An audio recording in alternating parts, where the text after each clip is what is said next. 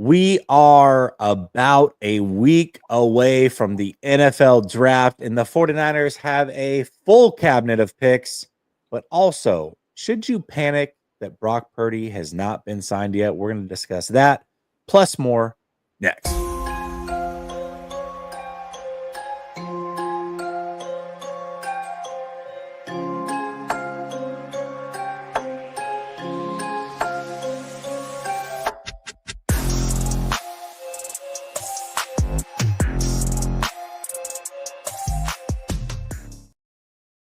All right. Welcome back to Last Second Sports, where we are giving you our take down to the last second.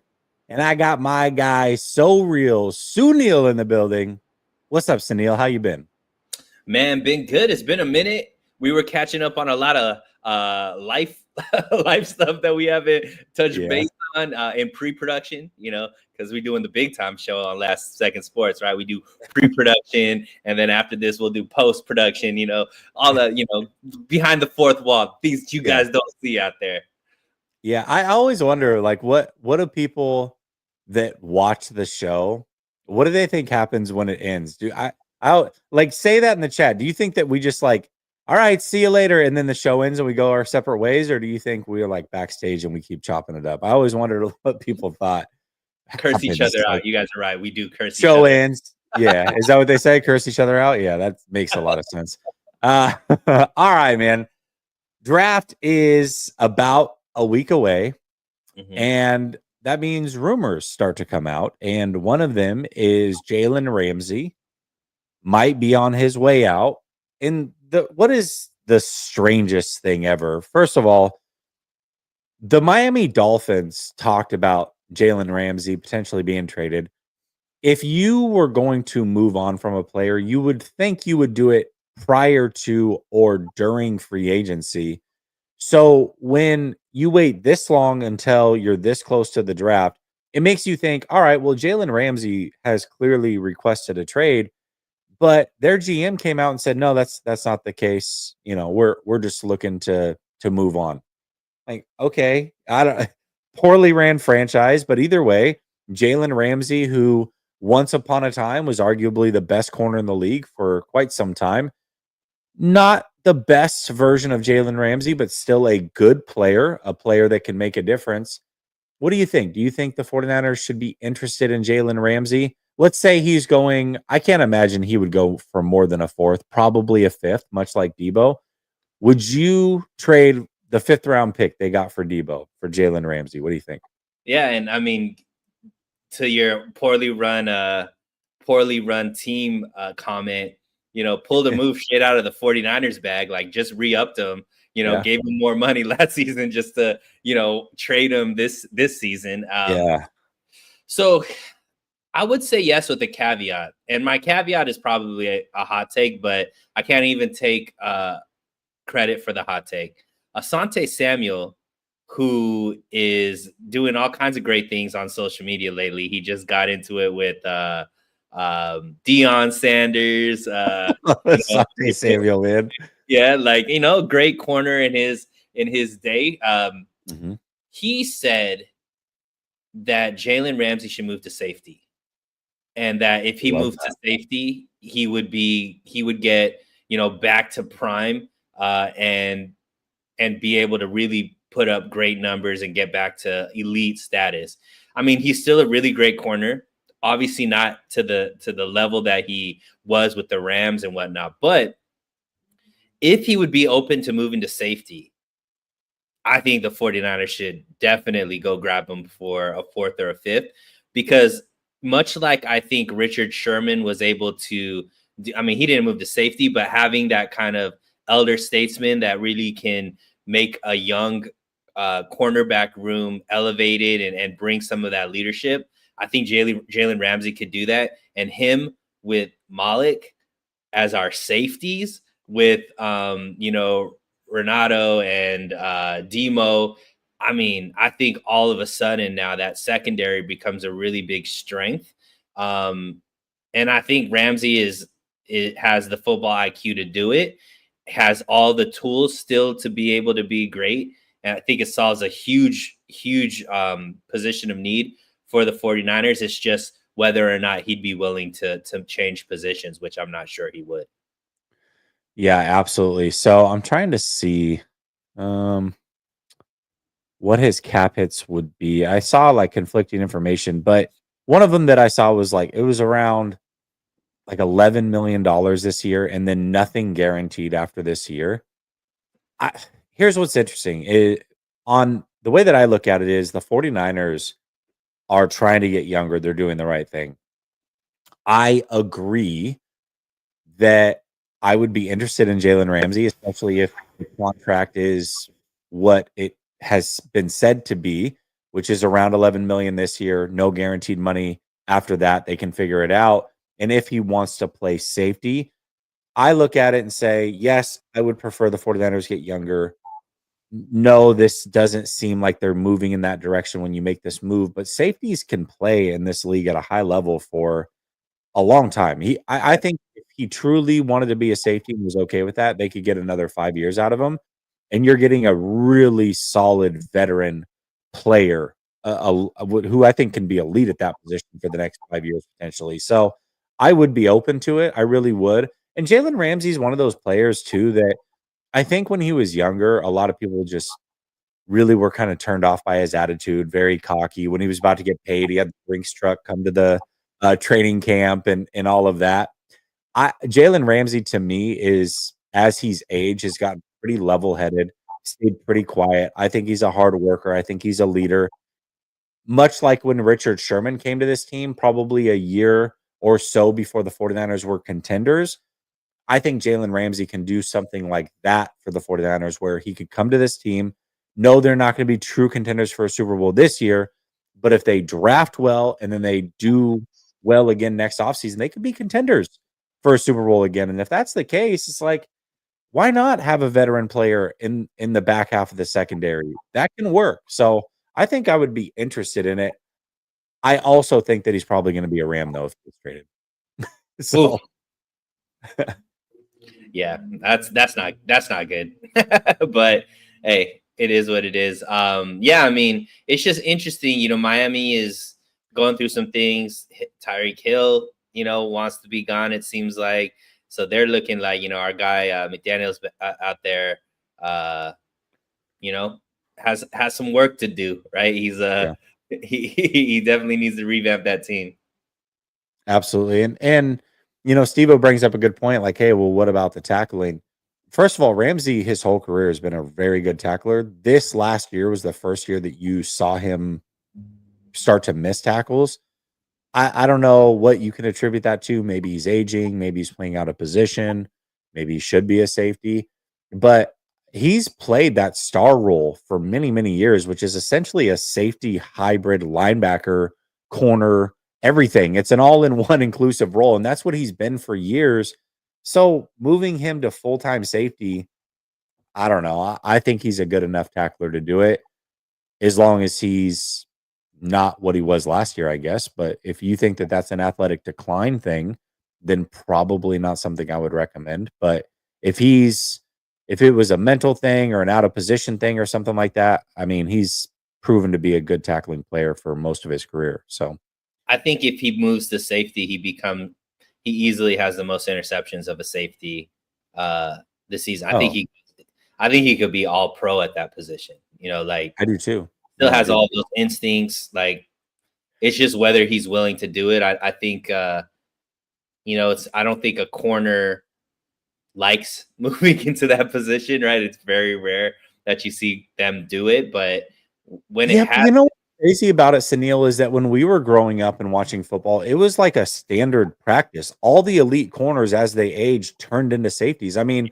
we saw it with Charles Woodson. We saw it with Rod Woodson. Ronnie Lott was the same. I mean, he did it earlier in his career, but that was a standard thing. It was like, oh, you're an elite corner. Oh, you just moved to safety as you age. Like that's how you prolong your career. And now they were still able to stay elite. And yeah, look, I mean, if Ramsey does it and does what we expect him to do, that's another big contract he could probably squeak out in his later years, right? So yeah, I think, I thought it was great advice from Asante Samuel. And I think if he's willing to do that, absolutely, that fill a big need for the 49ers with a player that's used to playing in the NFC West as well. So. Well, speaking of Asante Samuel, I mean, I wouldn't mind kicking the tires on his son at corner either. You get a 1-year prove-it deal out of him, why not? So send him over if he's healthy. I don't know. That fact that he's not signed, there's some receivers that are in the league that I'm like, why aren't they signed? I mean, there's some talent still out there. We'll see what the 49ers end up doing. Yeah, I mean, I think a lot of these teams are just going to go through the draft process, see who they get, and then those types of players will start coming off the board as well, because you'll need bodies in training camp. They'll be looking for prove-it deals. Maybe maybe you're like the Buffalo Bills, for example. You really wanted to target a corner, and it just didn't come to fruition the way you'd hoped. And so, all right, Asante Samuel Jr. is available. Let's go get him. So, Chris Putnam, member for 11 months, says, I'd take a pass if it's anything more than a fifth. Yeah, I think that's fair. I mean, that's kind of the range that I'm in as well. Dave Barclay says, what's up, guys? Hope both of you are well. Trade Lyle. Appreciate you, Dave, as always. Thank you so much for always showing love. All right. 49ers are potentially looking to trade up in this draft. It was a rumor that got started early yesterday. What do you think about this? I know on the surface, like for me, when I looked at this draft, what excited me about it was the fact that they have 11 picks and they have a lot of spots to fill. But I will also admit that there are only, depending on how you look at this, 9 to 12-ish guys who are legitimate first-round picks. And if you're closer to that 9 range, you would have to move up to get one of those guys that are worth a first-round pick. So what are your thoughts on this whole thing? First of all, do you think that there's a possibility? And then what would you think if that's what they did? Yeah, I mean, I think I would read it like one. I mean, obviously, we don't know if it's true or not. There's a lot of rumors that come out during this time, and we don't know. However, this regime hasn't shied away from trading up before, right? They've traded up, obviously, to pick Trey Lance.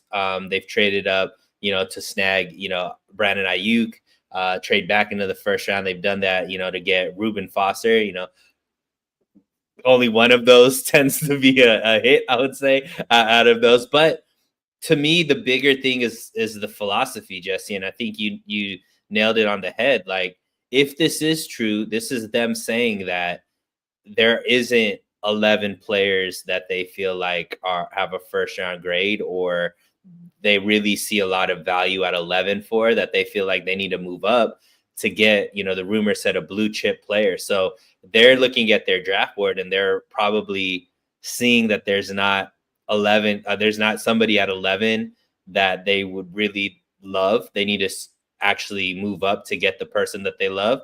So to me, what that means is, I think the likelihood of them trading up is very low, because I think the teams that are above them have needs and feel like they could probably get those needs filled with their draft.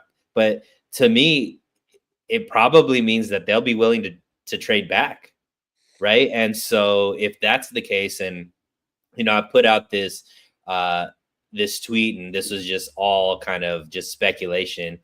If Shedeur Sanders for some reason gets past New Orleans at 9, right? And which I think is possible. Yeah. And, the 49ers are there at 11. Shedeur Sanders is there. And who knows? Are they interested? I don't know. We'll see. We have the Brock Purdy question coming up. But let's say the Giants or Cleveland are trying to move back into the first round. Would the 49ers punt this year and, just take, the New York Giants first or third pick in the second round and get their next year's first round? Would that be something that, as a 49er fan, you would be okay with if they, traded out of this first round, traded out of this year's first round and get New York Giants first round pick next year? Would that be something you were open to? Would that be something that you'd be interested in, or do you think they have to pick in the first round this year? They don't have to pick. I mean, I would be interested in something like that. I think more realistically, it'd be more like a team like Pittsburgh, for example, going, I think they're at 21. Yeah. Them moving up 21 to 11. probably give you a second this year and a second next year or something like that, or even a first next year. I think that's probably more realistic. I don't know that a team is going to move from the early second all the way up to 11. I think it'd take a pretty big haul. But if that was the case, listen, trading back is by far the most viable, best option. I just don't know that it's going to be possible. But to your point, the longer that quarterbacks sit, the more of an opportunity there is to trade back, because I feel like that's the one position that teams are always willing to move up for. And if you're the Steelers, for example, and Aaron Rodgers is not willing to come there or hasn't shown that he's committed to you, you need a quarterback anyways for the future, regardless of whether Aaron Rodgers comes or not. You're at 21 and you're looking at that 11 pick going, okay, somehow Dart and Shador both made it back past New Orleans. We thought that might be a spot that they go. Somebody at any point here is going to be moving up to go get them. And if we have a guy out of those two, we've got to make that move. So whether it's the Steelers or someone else, yeah, man, I'm all for moving back. I think at pick 11, if the draft goes the way that I would expect it to go, there's legitimately like 14 guys you can make an argument for to be picked at 11. So that means if that's the case, if I move back 10 spots, gain more picks, I'm still going to have one of those guys available to me. Yeah. So I'm absolutely ready to move back. And even if it meant moving back to early second round to pick up multiple draft picks and a first round pick next year, yeah, I would absolutely consider that. Yeah. And I mean, look, I think I look at the teams that have had the most success, over this last, 10 years. And the Eagles are one of them, man. And one thing Howie Roseman always does is stockpile draft picks for the next year. And I think one of the things that the 49ers need to start doing, obviously, if they end up paying Purdy, is they need higher draft capital, like not just more draft picks that are third, fourth, fifth round, but more second round picks, more first round picks, right? To get blue chip players in here. And I think if they could move back and pick up, if they end up picking up a couple second rounds or a first round for next year, that's great, because now you're getting more premium talent into the roster to help remake this roster very quickly, which is what the Eagles have been able to do. They've been able to let go of guys like Javon Hargrave and not miss a beat. In fact, actually do better. Things like now they've been able to really revamp their whole defensive line without ever taking a step back, right? Getting younger, actually improving. And that's all because all of these guys were first round draft picks that they had the luxury of being able to draft multiple to be able to remake that defense. And that's something that I think the 49ers need to start doing.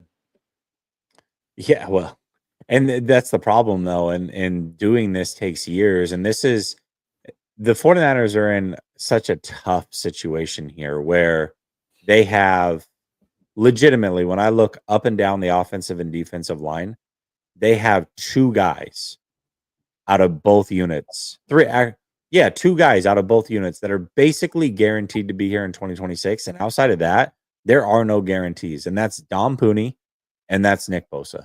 Mm-hmm. That's it. They've got to completely revamp not only the starting unit on both ends, but the depth, especially on the defensive line. So there's a lot of work to do. And you're not going to do that all in one draft. Now, when you look at it and there's 11 picks, I can mock draft my butt off and get players that you've heard of and that you love, and they just fall to me perfectly. And, I went and got 3 offensive linemen and 5 defensive linemen and I fixed it all. And it's like, well, yeah, but that's assuming all of those guys hit. That's assuming that all of those guys are prospects the 49ers even like. And that's assuming that all of those guys make it to you. There's a lot of assumptions. So you can mock draft and feel really good about it. But the reality is the 49ers are not going to get all of that. And even if they do, all of those guys will not hit. This is a couple year project. And so for me, that's why I say I love what the 49ers are doing here this offseason, where they are prioritizing some of the youth and they're prioritizing kind of fixing the books on the back end so that 2026 going forward, it looks a lot cleaner. but they've got to hit not only this year and next year if they want to be back in contention, true contention, not, hey, we make the playoffs and we're getting bounced round one, or we're fighting for a playoff spot, or can't even win our division, but we sneak in. True Super Bowl contenders, I believe, as soon as 2026, if everything goes right over the course of this draft through next offseason. But that is a lot of ifs. Yep. Yeah, but we get and this is what the first draft without Adam Peters fully there, right? So it's going to be interesting to see how they go about with this draft, because we're going to be talking about it later. I think John Lynch and Shanahan have to start feeling some of those flames, feeling some heat, because I think like the rest of the NFC seems to be ascending, and it doesn't look like the 49ers are at the moment. Well, we've got another draft topic, but you teed it up. Let's talk about Shanahan and Lynch. And do you think that do you truly think that there's a possibility here where this could be their last year with the 49ers? Yeah, 1,000%, Jesse. And I mean, I'm one of the biggest Kyle Shanahan fans, but I've been consistent. Oh yeah, it's so funny every time Sunil's on. People get the funniest comments in the comment section. Like usually during here, you'll get razzed a little bit, but after the video post, like, oh, Sunil just loves Kyle Shanahan. I can't stand it when he's on. He just loves Kyle. I sure do, but I've always been consistent. Two back-to-back years without the playoffs, and he should be fired. And I think that if this ends up being a year where they don't make it to the playoffs, they're not contending for a Super Bowl, that absolutely, I mean, I don't think that anybody could argue with the fact that, at this point, he's gotten 10 years at that point, and what's going to change at this moment? You got to restart and just bring in new leadership and see if you could do something different. So yeah, I mean, absolutely. Now, do I expect them to miss the playoffs and all that kind of stuff? No, I don't expect it. However, yeah, there's a path for me to believe that, John Lynch and Shanahan are gone. And I mean, I would probably, if I'm betting, I would say there's a more likely of a chance that this is the last time we see Shanahan and Lynch together this year than not. Because even if it is a quote unquote good season, in the sense they make the playoffs and all of that, and you can't fire them necessarily, I still think that one of them might be gone, regardless of what happens this year. So that was a long way to say yes. I do think this could be the last time. Yeah, I think it. I mean, it could be for sure. It's interesting because I think the optimistic 49er fan side of me is like, well, the schedule's easy, or on paper it's easy. They had a lot of injuries last year. Purdy had a down year. Even if he's not the guy he was in 2023, if he's closer to that than he was in 2024, then they'll be good. They'll be healthier. CMC's back. They can draft well. I mean, I'm over here mock drafting my butt off. I'm sure they can do it too. But there is also the part that is forgetting that there's a gap to close with other teams, and those other teams also have a draft. It's not as if every other team doesn't draft. The 49ers get to come in, add 11 players, and it's like, all right, well, we should be able to close the gap. It's like, well, hold on a second. The Eagles always draft better than you. They're already better than you. They might be able to widen the gap, not you closing it. It might get bigger. So, or the Rams or whoever, so as much as we can close the gap through this draft, it can also get greater. It really can. And the crazy thing or the scary thing is, as a fan, is it greater this year, or is that a long-term thing? Did they miss on this draft the way that they have on some of the most recent drafts? Last year seems to be awesome, but the 2 years prior to that, not so good. And if they have a draft like that, they're really going to be in trouble, not just for this offseason, but moving forward. I said if they hit this year and next year, they can be contenders again in 2026. But if they don't, then we're talking about at least one more year, 2027. And at that point, if you're moving on from Kyle and Lynch, you're doing a whole rebuild, which that's not going to just fix itself overnight. You're going to bring in a new coach and a GM, and now 2027 is 2028 potentially. I mean, this thing could go really bad. So this draft, I don't know if we're really putting enough importance on this thing, or have been putting enough importance on this thing, because this could be the difference in you're competing again in 2026, or you're moving on from Kyle and Lynch, and who knows when the hell you're going to be back truly competing again. Sure. Are we in another 10-year hiatus? I don't know. So this draft is that important. I really believe that. No, I totally agree. I mean, and I think the one kind of silver lining is last year was the first year the 49ers had a first round pick in recent future. And when they had the first round pick, their draft obviously got much better, right? Versus previous years where they didn't have first round picks. They weren't picking till the second, sometimes even third round.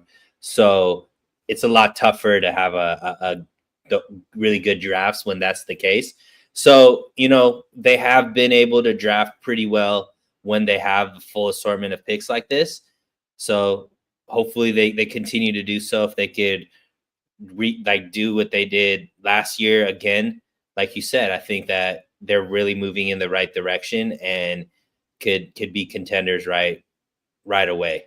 But that's like you said, but I still believe that without seeing success on the field this year, Jed York has to make a change, right? Because ultimately you gave this regime a decade, and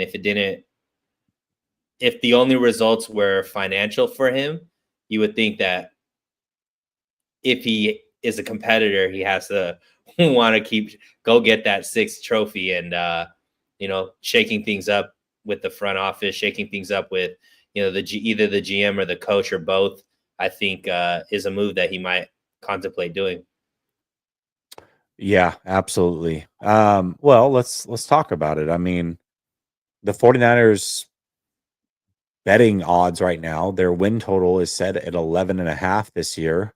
Still the favorites to win the division. Obviously, this is early. Yeah. We haven't seen the draft. We haven't, so this could change. And I like that you pose this as a question now, because I want to re-ask it after the draft, after seeing how everybody else is drafted. I want to know if our opinions change, because they definitely can. But right now, when you see a win total of 11.5, what do you think? You think that's too high? Would you say the over, the under? Where are you at? Yeah, I mean, I was pretty shocked that it was set at that high. And I think it shows a lot of confidence in Kyle Shanahan and this regime. I think it's basically, Vegas saying that the reason why the 49ers were at 6 wins last season was injuries. I think that's what they said, is it was injuries, right? Like, they felt like they underachieved. It wasn't because they didn't have the right coach or they didn't have the right players. It was just injuries. And now with the easier schedule and assuming health, they feel like they're going to be right back at the top of things. For me, thinking that they're going to go to 12 wins, double their win total to be over, seems kind of ridiculous. But I'm going to be ridiculous, Jesse, and I do think that they're going to end up doing it. And I just have to go with history, right? Every time that the 49ers have one of these really down years and they end up with the 4th place schedule, they come out and they crush it. 13, 14 wins, number one in the NFC, all these things are what they do. So I'm assuming that it's going to be more of the same, that they'd still be able to figure out to take advantage of having the weakest schedule. And I truly believe that Kyle Shanahan has to be feeling some heat. I think obviously with having the defensive coordinator position, no questions asked, about, you know, the capabilities of the defensive coordinator. There's no questions there. For the first time in quite some time, that there's no questions about the coaching staff. I think that's a good sign. And I think it's all kind of the puzzle pieces are putting themselves together for another run that the 49ers could do. 12 wins is a lot in the NFL, period. It's hard to win 12 games in the NFL. It just is. You have to have a lot go your way, health, other teams' health not being the greatest. The schedule is going to have to fall right. Even 11 wins, going 11-6, you're still losing in this scenario. Like, that's an under bet. So I look at them and I think their ceiling is probably 12 wins. And that's if everything goes according to plan. So for me, I would say no on this. I don't see everything going right. Now, I do think it can go right enough to where they make the playoffs, they win 10 or 11. But just for betting sake, I can't pick them to be a 12+ win team when I don't even think they're the best team in their division. And right now, going into the draft, just strictly going into the draft, I think they're probably the third best roster in the NFC West. Maybe who do you fourth. think? You think Rams are first? Rams are easily first. Yes. Okay. And then you put Arizona or Seattle ahead? I think the Cardinals. Yeah. The Cardinals completely revamped their defensive line, man. They went after it this offseason. Right. And they didn't just bring in like regular dudes. They brought in like really good veterans or Super Bowl champions. Like, they didn't just bring in crap. They brought in some good players.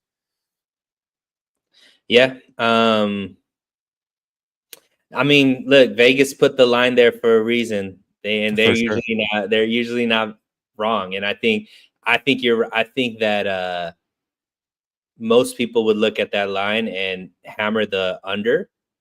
But, you know, I'm gonna believe in Vegas and say that I'm gonna take the over. Yeah.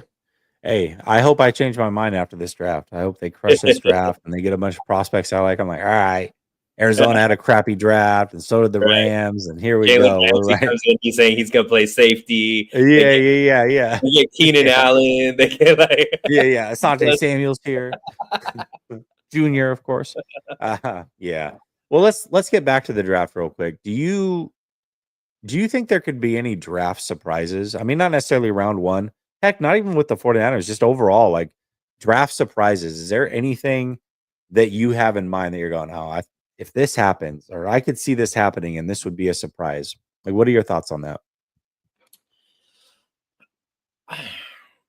Man, I think the Cleveland or the Giants might try to do what Houston did when they were able to get Anderson and CJ in the same draft. Okay. And I think that, you know, and I would probably, I mean, maybe Cleveland, if they could get Abdul Carter and Shedeur Sanders, I mean, that I think revamps that team quite a bit. You obviously have, you know, Joe Flacco there that I think can be kind of a bridge quarterback or a mentor. You know, he's been a backup without any issues. And yeah, man, I think when you look at Houston and the success that they've had, how quick they went back into contention after making those moves. You know, I think that if I'm the Giants or I'm Cleveland, I got to look at that and be like, man, how do I get back into the playoffs, back into contention overnight? That might be the play, right? And back then, you know, obviously I think Shedeur Sanders right now is up in the air as far as what his capabilities are. But I think people forget that's the same thing that they were saying about CJ Stroud when in his draft class. Now all of a sudden, you know, I know you were high on him, but all the pundits and all that kind of stuff. Remember, there was all that about his Wonderlic score, and there was. Oh, dude, I thought that the Texans were going to pass on him because he also had the same agent as Watson, and it sounded like they were completely out on him. And on the second channel, I'm sure it's still there, but I made a video that the Texans are about to make a major mistake and pass on CJ Stroud, and luckily for them, they didn't.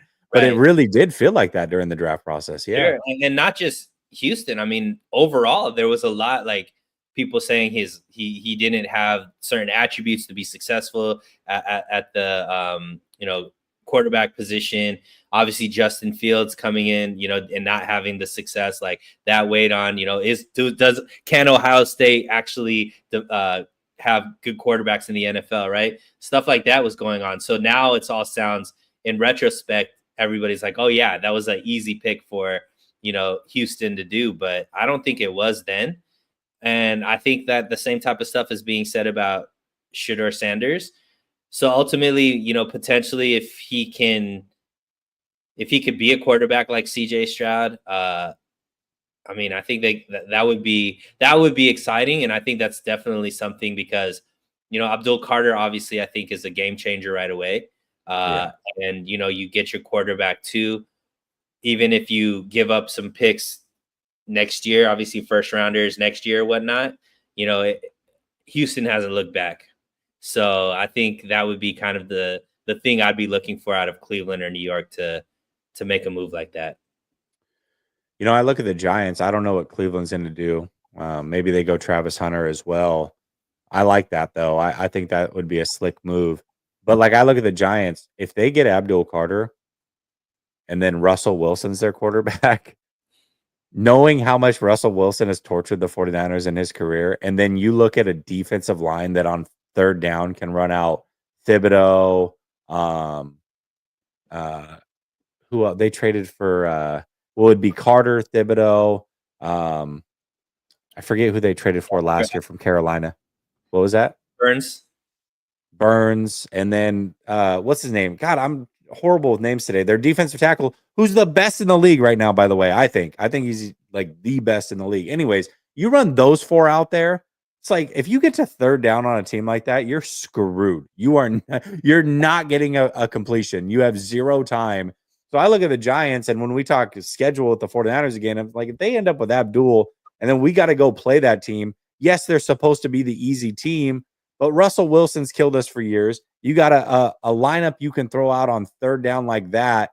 All of a sudden, that's not a guaranteed win anymore. So I don't know, man. I hope they don't get Abdul Carter. Is basically what I'm saying. But I've got a prediction for the 49ers, and I don't know. I don't think it's going to be day one, but I think day two. Pick 43 is going to be the most controversial pick that they make for a multitude of different reasons. I think that if Travion Henderson is there, they might take him. So going running back at 43 would be like, oh my gosh, a lot of people would lose their minds. I would have been one of those guys, but I've really fallen in love with Travion Henderson. I think the 49ers like him a lot as well. And so I could see a scenario where they take him or, and that wouldn't be a reach as far as what the prospect is, but as far as positional value and what the 49ers need, it would be a reach. Or they're going to truly reach for a player that most people think should have been a third rounder, early fourth rounder, something like that. But pick 43, when it's all said and done, I think will be the most controversial pick for the 49ers. Either they go running back there or they severely, quote unquote, overdraft to what people think on whatever player that they take. So pick 43, watch out for that. I think that's going to be the controversy when it comes to this draft. What did you think about when they picked Green with their second round pick last year? I loved it because I had David on stream, and David had been talking about him for 2 months and how good he was. So I was like, hey, I trust David's eye. I mean, David hits on these fools a lot. So he had been talking him up for 2 months. Had him is he always puts out a list of his guys before the draft. It was one of his guys. So I believed in it, and he's been awesome. So yeah, we'll see. I mean, I think you're right. I mean, second round, and third round has been kind of where they've reached for players. And last year they didn't. So hopefully they can stay disciplined again and do it. Last year, I mean, a lot of people think they may have reached in the first round, right? Right. First round is also a round where they tend to reach as well. But yeah, I mean, I think that's what's nice about 11 though, Sunil, is because there are so many players you can truly make a case for that I don't think that there's going to be a quote unquote reach that they can make. I mean, they would really have to reach, like really have to reach in order for somebody to be pissed off at pick 11.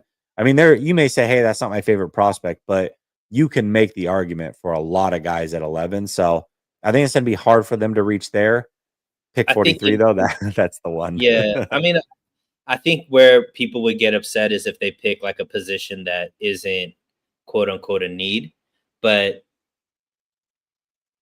like if Tyler Warren there or if Ashton Genty is there and they pick one of those players, would the faithful be okay with that? If they might be best player available at that point, right?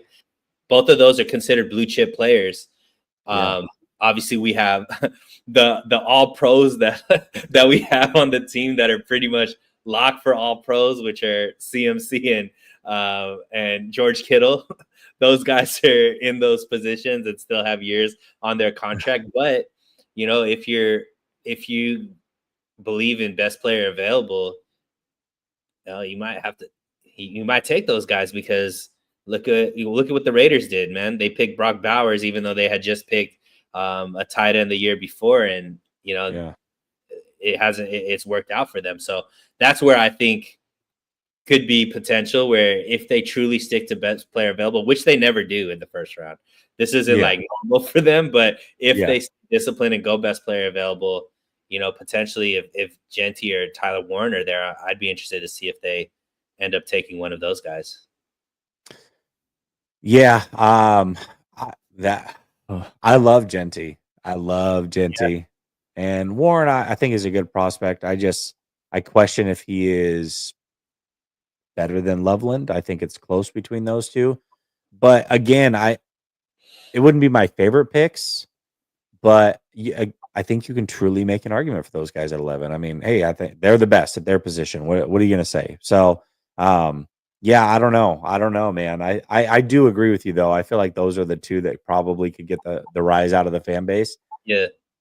But there's going to be somebody pissed no matter what. They're going to take somebody that is going to piss off some, and it might be me live on stream. I might be like, really? You took Kelvin Banks? Like, come on, man. What are we doing here? Like, here we go. It's a very real possibility, my guy. Yeah, which is a real possibility. So I don't know. I've got a feeling that it's going to be Will Campbell or Walter Nolan. I guess if I had to narrow it down to two, Will Campbell or Walter Nolan, I don't know. I got a feeling, but I'm always wrong. That would be crazy. I mean, not Will Campbell. Sorry, not Will Campbell. Will Johnson. Will Johnson, the corner. Oh, Will Johnson. Yeah, Will Johnson or Walter Nolan. He's a great player, but we have been brutalized by Michigan players, right? The last few Michigan players we picked, obviously the greatest kicker ever drafted, and also, one of the greatest cornerbacks ever drafted by the 49ers. I'm being sarcastic, but both of these Moody, man, Michigan. So I'm like, Will Johnson, that's the only thing, man. He's a great player, but that he's a Wolverine, that scares me. Hey, give me Jahdae Barron then. Matt McEwen, member for 18 months. Appreciate you, Matt. Says, give me Nolan or Starks at 11. I don't know that I'd be super high on Starks, but Starks is a good player. To see, that's what I'm saying. That's another guy you can make an argument for.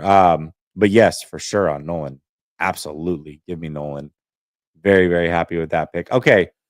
Let's talk about the title of the show, which is the Brock Purdy contract and why it hasn't been signed yet.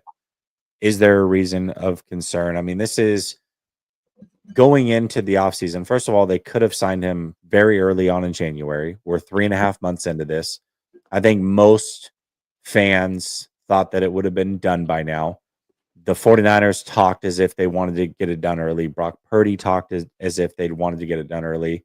John Lynch most recently said that, oh, hey, it's not too optimistic to think that when the offseason program starts, well, you're 4 days away from that. So unless something happens in 4 days, which it certainly can, things can move quickly. It's looking like that's not going to happen. So what is the holdup? Do you think there's a reason for concern? Where should our mentals be at with this Brock Purdy contract? Yeah, I mean, I think the thing that confuses me the most, because ultimately, Jesse, this is what the 49ers do, right? They never get things done early. Right. They, with these big price positions, they tend to wait till the last minute. So if you go by that, that timeline, you're like, this is nothing. It's just going to happen a few days before training camp, or, whatever the case may be. The thing that's interesting to me is Jed York saying that when Brock Purdy wants to get this done, this will get done. So that isn't different, right? Because that to me is like, hey, the 49ers have given their best offer, and it's just like Brock Purdy's team isn't at the table. And that's what's confusing, because what are they waiting for? So is there something that they're not confident, or is the deal? And I think for me, I think the deal is on the hang up is years. Like, I don't think they want to give him a 5-year deal. I think they want to give him maybe a 3-year deal and be able to have outs and all that kind of stuff. And I'm sure that Brock Purdy is like, look, I've been outperforming my contract ever since I've been here. I need all of the guarantees. Now it's time to pay me what I've been worth. And obviously the number hasn't made sense for them. So do I think it gets done? Yes. Should the 49ers panic? No, but I don't like it. No, I think this is simple. Like, if everybody's saying, hey, he wants to be here, the 49ers saying we want him to be here, why can't these things just get done? That's what's confusing to me. Yeah, most certainly. So instead of being like emotional about it, first of all, I'm not worried. Don't get it done. I'm good with that. I've been very clear. Like, just don't get it done. I'm totally fine making him play out his final year. So the longer it takes, I'm like, all right, hey, we got more of a chance of that happening. Now, I don't think that's going to happen, but every day, man, just a little glimmer of hope is what I get. But if I were in the camp of like, all right, why isn't this done? Oh my gosh, we got to get him signed. You got to look at it logically, and you got to look at what has happened in the NFL. So I took the last 10 major signings from quarterbacks that I could think of. I might be out of order on one or two of these, but none of them, or excuse me, out of the 10, only 2 of them were signed by this point in the offseason, right? Mm-hmm. So you have Josh Allen, who just signed this last March. Obviously, that was very early. And you have Jalen Hurts, who signed April 17th. So that basically done deal tomorrow, essentially. Okay. But that's it. And then after that, this third earliest you've got is Jared Goff, May 13th. Now, what I will say is those 3 quarterbacks and those 3 teams are high value teams. I think when we look at some of the better franchises right now, I'm not saying historically the Lions are a good franchise, but right now they're a well-run organization. The Eagles obviously just won a Super Bowl. The Bills are always in the playoffs. Those are 3 well-run organizations. They all got their deals done early. And as I go through the rest of these are not teams that are well-run organizations outside of probably the Packers, and all of them were much longer into the offseason. So the 49ers, who I do consider a well-ran organization, I would prefer that they're in that conversation around this time frame, not the June, July, Septembers. But I digress. Trevor Lawrence, June 13th. Kyler Murray, June 21st. Justin Herbert, July 25th. Tua Tagovailoa, July 26th. Jordan Love, July 27th. Remember, they had the same agent, so it was like one deal was done, the other deal was done. And then Joe Burrow, September 7th, and Dak Prescott, September 8th. So if I'm following the timeline of what the 49ers traditionally do, and I also align that with what has happened over the last 10 big-time quarterback contracts, this isn't out of the ordinary. It's not out of the ordinary. They're right in line. If they get this thing done middle to end of July, they're right there with most of these other teams that have signed their quarterback. So that's kind of what I would expect. I think a deal will get done, but I think it could be July-ish, just based off of what they do and what other teams have done. So that's kind of where my expectations are with it. What's interesting is those 3 contracts that got done early, right? And especially the Bills and the Eagles. Both of those contracts are considered team friendly. Like the teams did a really great job with those contracts as far as the cap hits, as far as how it gives the teams leverage and all that kind of stuff. A lot of those contracts that you mentioned later on, Jesse, are the contracts that people are like, man, these are looking like worse and worse contracts type of thing. Sure. So, I mean, I think it's been beaten. Like it's the most beaten up narrative is just like, man, if you know you're gonna, especially these quarterbacks, get it done quicker, earlier than later, because the price tag's always gonna go up. Now, I think at least this year, I don't know if there's any other quarterbacks that are due for a deal, so it's really just like left. But there are some big deals out there, right? Cowboys keep messing things up and paying, average quarterback, like average tier quarterback, like big money. And so I don't know. I mean, hopefully they get it done. I think you're right. I think they will get it done. It's just going to be interesting, what that price tag ends up being and how many years. Yeah, completely agree with that. Kenny says, no one wants Nolan but the Eagles. I would say if that's the case, then all the other teams might want to reevaluate their draft board, because the Eagles seem to do a pretty damn good job.